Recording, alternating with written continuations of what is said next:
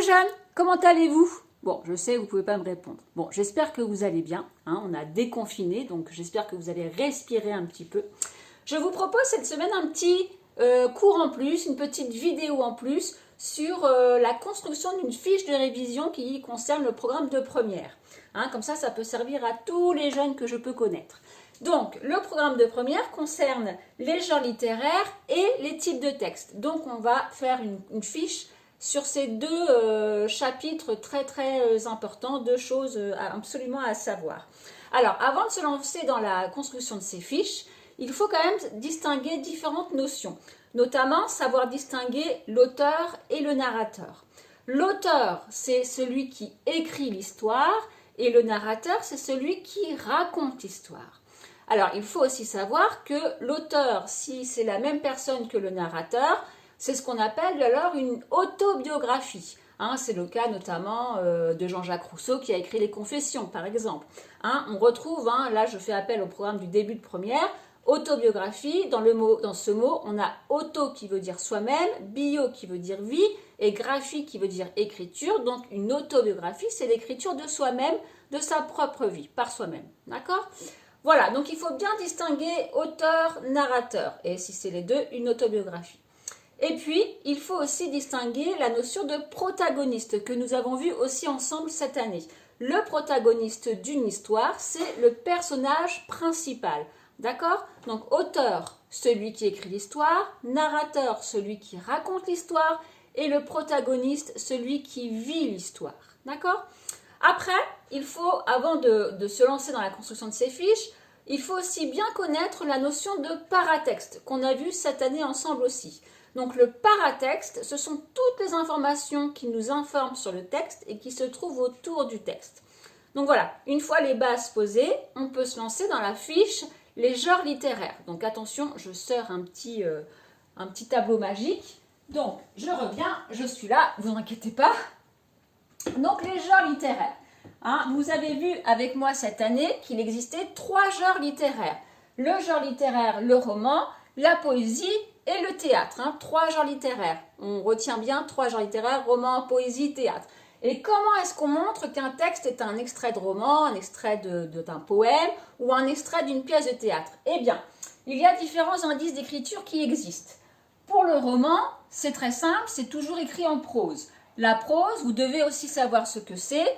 C'est le fait d'écrire comme lorsque l'on parle. On n'utilise pas la versification. Je vais descendre un peu ma caméra parce que, voilà, sinon on ne voit pas l'ensemble du tableau. Ça fait un petit truc, une petite animation. Donc, c'est écrit en prose, qui n'utilise pas les rimes, les vers, etc., comme dans un poème. Et puis, si le texte est extrait d'un roman, vous aurez certainement dans le paratexte, j'ai mis P pour le paratexte, vous aurez certainement dans le paratexte le mot chapitre, qu'on trouve forcément dans un roman et non pas dans un poème ou dans un extrait de pièce de théâtre. Et puis, le roman possède différents sous-genres.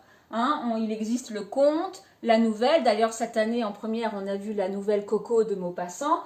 Et puis d'autres sous-genres qu'on verra encore ensemble.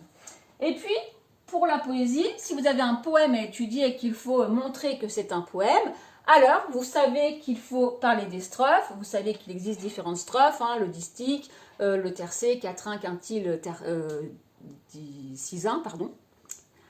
J'ai bugué. Il y a le vers, vous en connaissez 3, octosyllabe, décasyllabe et alexandrin. Et puis les rimes, vous connaissez les 3 schémas, avec les lettres A, B, A, B, A, B, etc. Et puis, dans le genre littéraire de la poésie, il existe donc des sous-genres. Le sonnet, que vous devez maîtriser et qu'on a vu ensemble. Il existe le poème en prose, et puis aussi la fable qu'on a vue récemment. D'ailleurs, un auteur de fable, on appelle un fabuliste. Voilà, vous avez à peu près retenu la leçon. Et puis enfin, le théâtre. Donc là, je m'adresse plus particulièrement au terminal, puisque c'est en terminale que j'aborde la notion de théâtre. Vous avez, pour justifier que c'est un extrait de théâtre, vous avez la présence des didascalies. Je vous rappelle le nom des personnages, leurs mouvements, les sorties, les entrées, etc. Vous pouvez justifier avec la forme de parole utilisée. Donc, il existe quoi comme forme de parole utilisée, s'il te plaît, Maëva? Oui, la tirade, le dialogue, le monologue, la stichomythie, et puis il m'en manque un, la partie. Voilà, excuse-moi. Et puis enfin, dans le paratexte, vous trouverez forcément l'acte, les mots acte et scène pour justifier qu'il s'agit d'un extrait de théâtre, évidemment. Et puis, on a vu aussi les sous-genres du théâtre. Il y a donc la comédie et la tragédie. D'accord? Donc vous avez cette première fiche de révision qui concerne les genres littéraires. Donc bien évidemment, dans cette première fiche de révision, il y a quand même pas mal de notions à maîtriser. Hein. Vous devez savoir ce qu'est un sonnet. C'est quoi un sonnet, s'il te plaît, Émeric? Oui, alors c'est un poème qui se construit de 2 quatrains suivis de 2 tercets et les vers utilisés ne sont que des alexandrins. On est d'accord. Et puis vous devez maîtriser aussi ce qu'est une fable, les 5 formes de comique dans la comédie, hein, notamment pour les terminales, les 5 formes de comique, s'il te plaît, Flavie. Oui, le comique de geste, le comique de parole, le comique de caractère, le comique de situation et le comique... Eh ben j'ai un trou de mémoire. Eh ben vous chercherez dans votre cours. C'est pas grave. Donc ça, c'est pour les genres littéraires. Et les genres littéraires ne sont pas à confondre avec quoi? Avec les types de textes. Et vous devez maîtriser les 4 types de textes qui existent, à savoir le descriptif, le narratif, l'explicatif et l'argumentatif. Donc, pareil, vous ferez un tableau pour réviser sur les types de textes. Alors, là, je l'ai volontairement pas rempli, puisque vous devez le faire vous-même, mais je vais quand même vous aiguiller.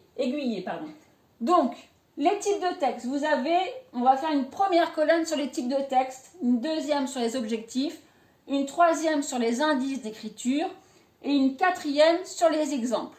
Donc, premier type de texte, le descriptif. Quel est l'objectif du type de texte descriptif? Bien évidemment, de décrire un objet, un paysage, une situation ou une personne. Seulement, si on décrit une personne, c'est ce qu'on appelle alors un portrait. Et donc là, il faudrait le mettre. Les indices d'écriture. Rappelez-vous, sortez votre cours. Quels sont les indices d'écriture du texte descriptif? Eh bien, nous avons les repères spatiaux. Donc là, premier tiré, repères spatiaux. Et les exemples de repères spatiaux, par exemple, il y a sous, au-dessus, derrière, devant, en face, etc.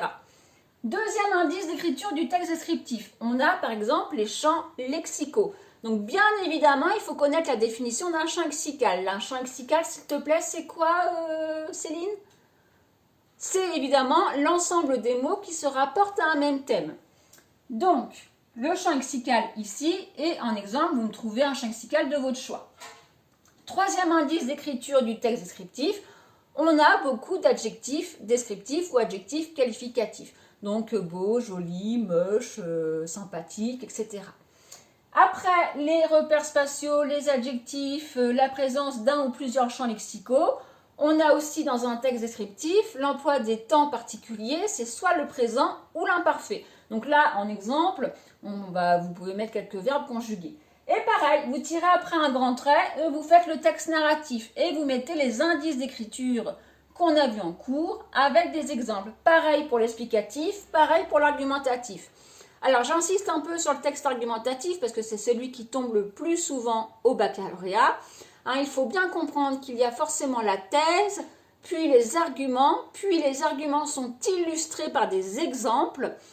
Et tout ça, les arguments, les exemples sont articulés à l'aide de connecteurs logiques. Les connecteurs logiques, c'est vraiment à rentrer dans votre tête, qui sont par exemple néanmoins, tout d'abord, dans un premier temps, cependant, en revanche, etc.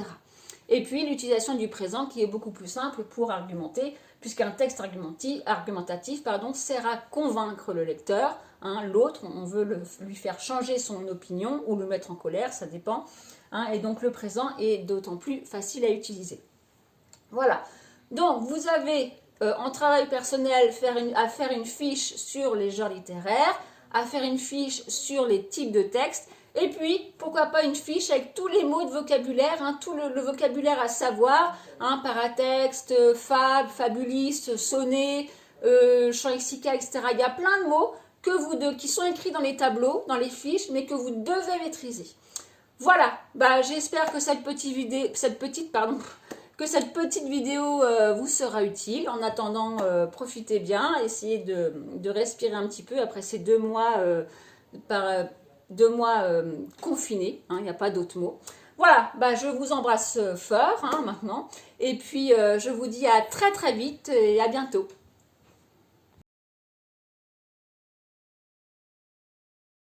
Les jeunes, j'espère que vous allez bien. Oh là, ça fait carrément un robot que vous allez bien. Coucou les jeunes, bonjour, j'espère. Bon, c'est carrément nul. Salut les jeunes. Et oui, peut-être que vous vous demandez pourquoi je fais ce cours cette semaine alors que je n'ai pas posté aujourd'hui sur Classroom. Tout simplement parce que en fait, je vous propose, je bégaye encore une fois.